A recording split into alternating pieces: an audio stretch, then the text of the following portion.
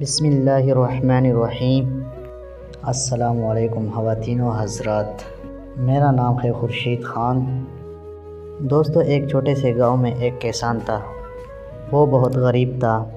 اس کے کھیت سے اتنے ہی پیسے آتے تھے کہ وہ صرف گھر چلا سکے، پر وہ بہت محنت کرتے تھے۔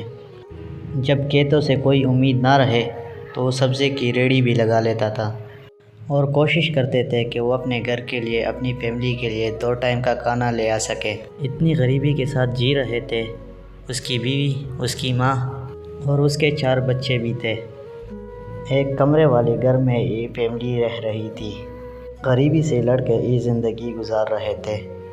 کچھ سالوں بعد ان کا سب سے بڑا بیٹا حمید جب 5th میں آیا، تب اس کی ماں نے اس سے کہا کہ دیکھ بیٹا، تیرا پڑھائی ہی ایک ایسا راستہ ہے جو ہمیں اس غریبی سے نکال سکتے ہیں۔ پلیز تم اپنی پڑھائی کو سیریسلی لینا۔ ہمارے پاس اور کوئی آپشن نہیں ہے اس غریبی سے نکلنے کے لیے۔ اس ٹائم حمید سمجھ سکتا تھا اپنی ماں کا دکھ۔ یہ لائن اس کو ہر بار، ہر جگہ اس کی کانوں میں گونجتی تھی۔ اس نے ٹان لیا تھا کہ کچھ بھی ہو جائے، اب اس نے کچھ بننا ہے اور اپنی فیملی کو اس غریبی سے نکال کر رہے گا۔ پر جیسے جیسے وہ بڑا ہوتا رہا، ان کے گاؤں میں کوئی اسکول نہ ہونے کی وجہ سے حمید کو پڑھنے کے لیے گاؤں سے باہر جانا پڑتا تھا۔ غریبی میں تھوڑا اور خرچہ بڑھنے کی گھر کی حالت بگڑتی جا رہی تھی۔ تبھی ان کے چھوٹے بھائی نے، جو حالانکہ 8 اسٹینڈرڈ میں ہوں گے، باہر کراچی جا کے کچھ کام کرنے کا سوچا اور یہ چیز اپنی فیملی کو بتائی۔ تب وہ بہت چھوٹے تھے اور اسی وجہ سے اس کی فیملی والوں نے اسے منع کر دیا اور کام نہ کرنے کی وجہ سے وہ دھیرے دھیرے ڈپریشن میں چلا گیا۔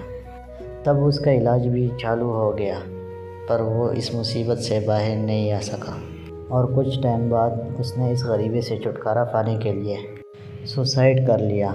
دوستو، یہ سچی کہانی ہے، میں کوئی ایسی ہی باتیں نہیں بنا رہا۔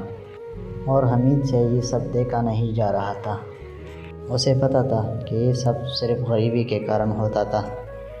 ان کی فیملی جو سفر کر رہی تھی، وہ اس کا چھوٹا بھائی بھی کھو چکا تھا۔ آپ سوچ سکتے ہو کہ اس کو کتنا ہارڈ ہوا ہوگا، وہ کتنا دکھی ہوگا، پر اس نے ٹان لیا کہ اس کو 10th کے بعد کیا کرنا ہے اور کیا بننا ہے۔ اس نے آنسوؤں کو پوچھ کے اپنے آپ سے بولا، اب میں پیچھے نہیں ہٹ سکتا، میرے پاس بس ایک ہی آپشن ہے۔ اور پھر وہ پڑھائی پہ لگ گیا اور اچھے رزلٹ کے ساتھ اس نے 10th بھی پاس کر لیا۔ انہوں نے اپنے پاپا سے کہا کہ انہوں نے اپنے سپر اتھارٹی اعظم سر سے ملنا ہے۔ دونوں انہیں ملنے گئے اور انہیں اسی اکیڈمی میں ایڈمیشن بھی مل گیا۔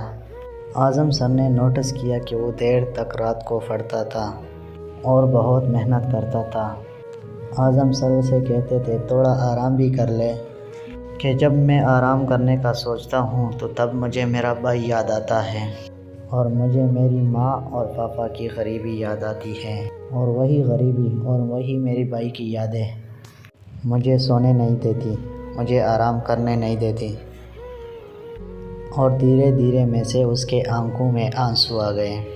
دوستو، حمید کا خواب تھا کہ وہ IMT میں ایڈمیشن لے، اور اتنی محنت کے بعد کون کہتا ہے جو سوچو وہ نہیں ہو سکتا ہے۔ انہوں نے وہ کر کے بھی دکھایا اور حمید آج IIT میں پڑھ رہے ہیں۔ یہ سٹوری کوئی بنائی ہوئی نہیں ہے، یہ ایک سچی کہانی ہے۔ آپ کے اندر بھی وہ جذبہ ہے جو کچھ بھی کر سکتا ہے، اپنے لیے، اپنے پیرنٹس کے لیے، یا کسی ایسے انسان کے لیے جو آپ سے سب سے قریب ہے۔ کیا آپ اتنا بھی نہیں کر سکتے ہو ان کے لیے؟ اگر کر سکتے ہو تو دیر کس بات کا؟